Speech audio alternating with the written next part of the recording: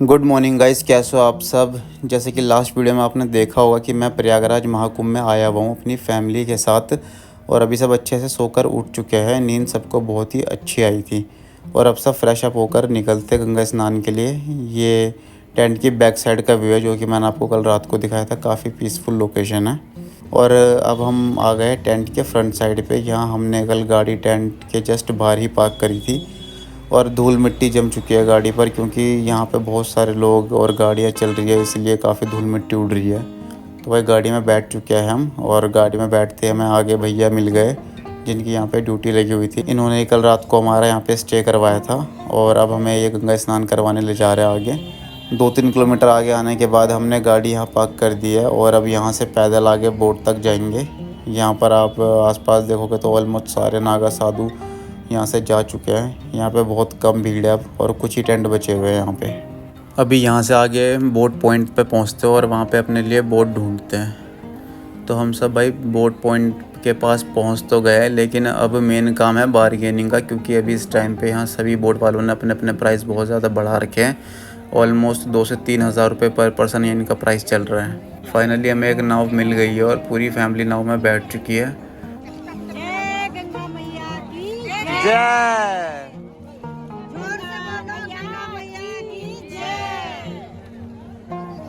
आशु, गंगा मैया की जय करते। गंगा मैया की जय। वहाँ पे वो भी है ना, अकबर का किला है। कौन सा, किसका किला है वो? अकबर किला। आप आए नहीं, पहली बार फर्स्ट टाइम भाई पूरी फैमिली एक साथ नाव में बैठकर एंजॉय कर रही है। साथ ही रिवर का बहुत ही सुंदर व्यू है और इनको और भी सुंदर बनाते हैं ये साइबेरियन बर्ड्स, जो अक्सर महाकुंभ के वक्त भारत आते हैं। खासकर उन एरियाज़ में जहाँ पे नदियाँ जैसे गंगा या यमुना होती है। ये बर्ड साइबेरिया से माइग्रेट करते हैं और पूरी दुनिया में अपनी सफ़र के दौरान इंडिया जाकर रुकते हैं।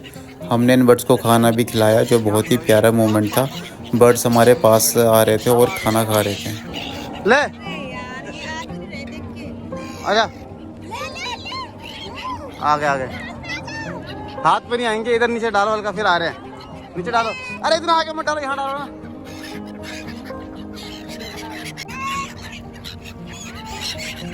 इधर दो भाभी, इधर दो।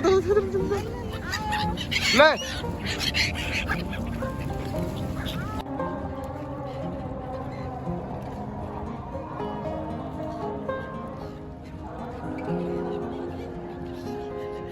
बोलो हर हर गंगे।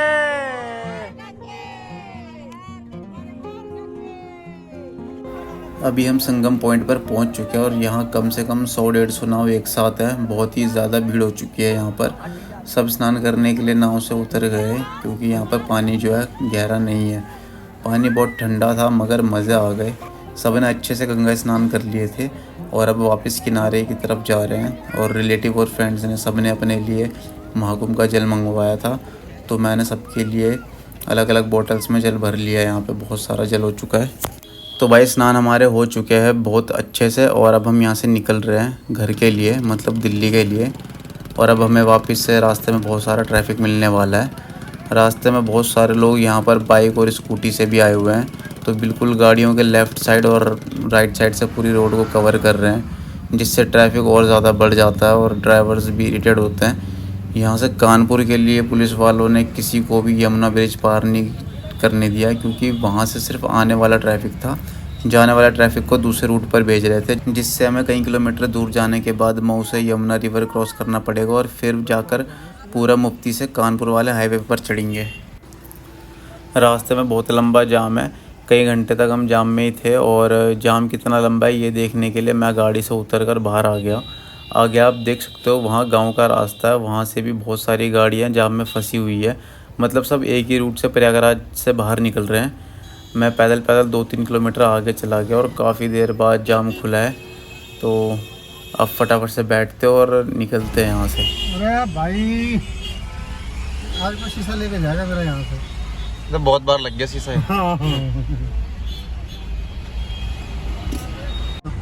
ये भाई अंदर ही अंदर किसी गांव से निकाल के लाए हम गाड़ी, देख रहे हो, प्रॉपर गांव जिसे कहते हैं ना। और ये ऊपर हाईवे पे जाके अब ज्वाइन हो जाएंगे यहाँ से।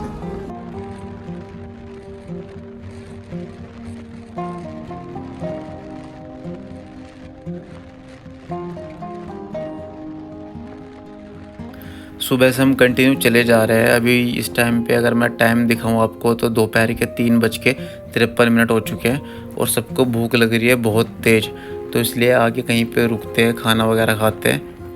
यहाँ पर एक फैमिली ढाबा दिखा था तो यहीं पे हम रुक गए खाने के लिए।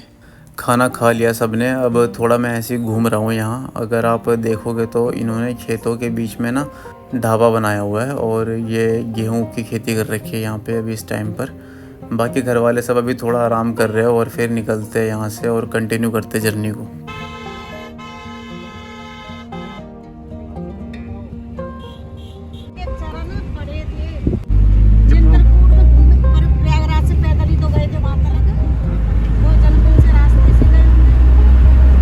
इस किले के बारे में पता नहीं, बट एक्चुअली भाई बहुत पुराना लग रहा है देखने से ही। शिवलिंग जैसा कुछ बना रखा है, नहीं पता नहीं क्या है, बट अलग ही है भाई ये देखने के लिए जमोके कैसे बना रखे हैं। हाँ, ये पूरा भाई जंगल है, लेफ्ट साइड राइट साइड पूरा जंगल है और सनसेट होने वाला थोड़ी देर में, बहुत अच्छा लग रहा है। वो भी बांस है ना? हाँ, वो भी बांस है, बांस का जंगल है पूरा। झोपड़ी बनाई थी चित्रकूट में, इन्हें काट के देख लो भाई, राम जी के बांसों के पास आने। यही वो बांस के पेड़ है जिन्हें भगवान राम जी ने अपनी कुटिया में यूज करा था। कैसा लग रहा है आपको? बहुत बढ़िया लग रहा है, मजा आ रहा है। हाँ, बढ़िया दर्शन होंगे। सब्सक्राइब करना, बढ़िया दर्शन तो किसी का करे। हाँ, वीडियो को क्या करना है सबने? सब्सक्राइब करना है, सब्सक्राइब करना है वीडियो को, और लाइक करना है। ठीक है, सब्सक्राइब कर देना, लाइक कर देना, वीडियो को सारे भाई लाइक कर देना, सारे भाई बहन सब लाइक करना जी। आंटी ने बोल दिया, आंटी की बात मानना। हमने वो देखा जो किसी ने सब्सक्राइब कर देंगे, सब मेरे के इतनी सुंदर जगह है। बांस के पेड़ देखे, जंगल देखे जहाँ राम जी आए थे। हाँ, राम जी आए थे चित्रकूट में, वो पूरी जगह।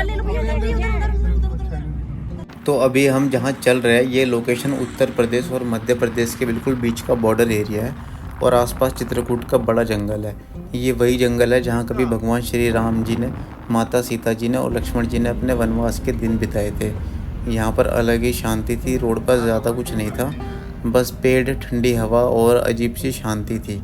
और उस वक्त ऐसा लग रहा था जैसे मानो ये वही रास्ता हो सकता है जहाँ कभी भगवान राम जी, माता सीता जी और लक्ष्मण जी चले होंगे। कभी कभी ज़िंदगी की सबसे गहरी बातें किसी मंदिर में नहीं बल्कि ऐसे जंगल के बीच मिलती है जहाँ सब कुछ सिंपल होता है और दिल से एक अलग कनेक्शन बन जाता है। तो हमें बहुत मज़ा आ रहा था इस रूट पे चलने में। चित्रकूट के घाट पे भई संतन की भीड़, तुलसीदास चंदन से तिलक देत रघुवीर। बोलो सियापति रामचंद्र की जय। तो भाई ये प्रतापपुर गांव में पहुंच चुके हम। ये कैक्टस ही जैसे होते हैं, कैक्टस की प्रजाति होती है और क्या होता है सारे। हेलो, हाँ, क्योंकि पूरे रास्ते में कहीं भी भाई पुलिस वाले में जाने नहीं दे रहे थे, बैरिकेड लगे हुए थे पूरी जगह पे। तो हम इतना घूम फिर के आए, अब यहाँ से पार करेंगे यमुनापुर, उसके बाद तब निकल पाएंगे हम यहाँ से कानपुर के लिए और फिर दिल्ली के लिए। वो चिड़चिड़ियों के आवाज़ है। पहले पहुंचे ही तो चल देते रात में, बंद हो जाएगा।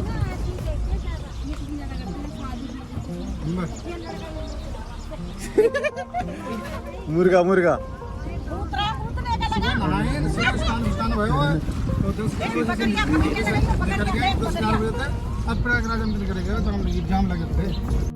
आगे चलकर गांव के कच्चे रास्तों को पार करते हुए हम पहुंचे एक कच्चे पुल की तरफ और यहाँ से जो हमने सनसेट का इतना प्यारा व्यू देखा है वो शायद ही आपने कभी देखा होगा।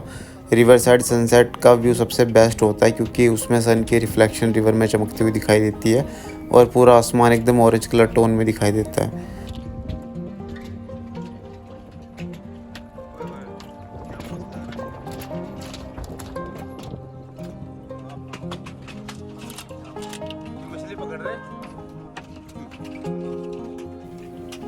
तो यार आप ही बताओ यार, ये व्यू प्यारा है या नहीं है? भाई मुझे तो बहुत ज़्यादा प्यारा व्यू लग रहा है ये, मतलब बस मन कर रहा है बस देखते रहो और उसमें खो जाऊं, इतना प्यारा व्यू लग रहा है भाई मुझे।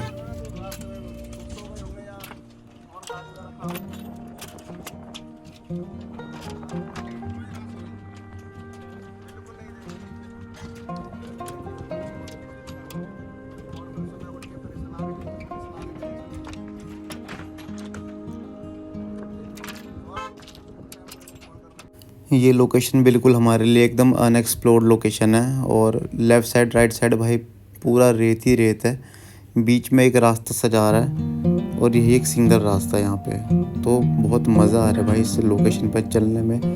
और ऐसा व्यू शायद मैं पहली बार ही देख रहा हूँ, क्योंकि मैंने आज से पहले कभी इस तरह का व्यू नहीं देखा कि जहाँ पे लेफ़्ट साइड राइट साइड पूरी रेत ही रेत हो और बीच में कोई रास्ता जा रहा हो और साथ में सनसेट देख लो भाई। मतलब ये बहुत ही बड़ा ग्राउंड है, बहुत बड़ा ग्राउंड है।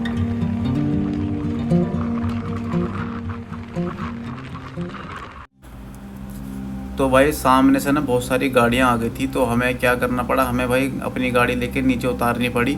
और जब हम नीचे उतरे तो भाई मेरी नज़र ने एक चीज़ पर पड़ी।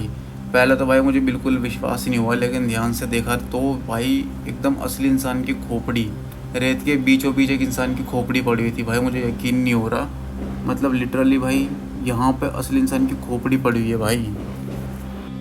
एक्चुअली में इंसान की खोपड़ी भाई है। कहीं तुम्हें लग रहा हो कि भाई ऐसे मैं झूठ बोल रहा हूँ, मजाक कर रहा हूँ, बट ऐसा कुछ नहीं भाई, एक्चुअली में इंसान की खोपड़ी है यहाँ पे। ये देखो भाई, यहाँ पे भाई पूरा रेती रहते, देख रहे हो ये देखो, पर ऐसे नंगे पैर है, बहुत ठंडा लग रहा है भाई पैर में, बहुत मज़ा आ रहा है। मतलब बहुत ही यूनिक एक्सपीरियंस रहा है ये हमारा आज तक की जितने भी रोड ट्रिप की जर्नी हुई है। ऐसा यूँ भाग भाग के जाना पड़ा, और ये जब तक इस पे गाड़ियाँ चल रही तो फंस नहीं रही, बट यहाँ रेत में फंस जा रही है। तो सिंगल वे है तो बना दी।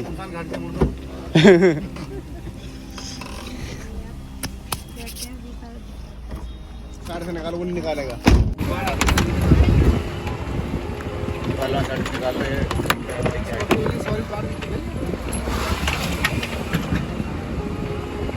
मतलब स्कॉर्पियो वाले निकाल पा रहा और हमने अर्टिगा ने ऐसे निकाल दिया, और उसने भी निकाल दिया एक्सयूवी वाले ने। अर्टिगा में 4x4 है जीजू। तो उस रेत वाले रास्ते को पार करके हम फिर दोबारा किसी गांव में आ चुके हैं। और भाई गांव की ब्यूटी सही में नेक्स्ट लेवल होती है भाई। यहाँ लोगों के पास शायद उतनी सुविधा नहीं होती जितनी शहरों में होती है, लेकिन सुख शांति ज़रूर होती है। ये लो भाई नज़ारा देख लो गांव के, देसी लाइफस्टाइल देख लो।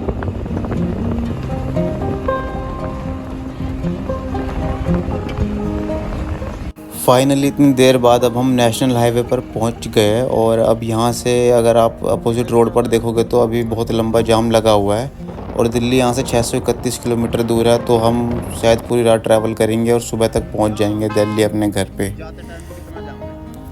सो दोस्तों, ये ट्रिप मेरे लिए बहुत ही ख़ास रहा है, क्योंकि पहली बार मैंने अपनी फैमिली के साथ इतना लंबा ट्रैवल किया है। और सच कहूँ तो फैमिली के साथ ट्रैवल करने का मज़ा ही कुछ अलग होता है। हर पल में हंसी, यादें और एक अलग ही अपनापन होता है।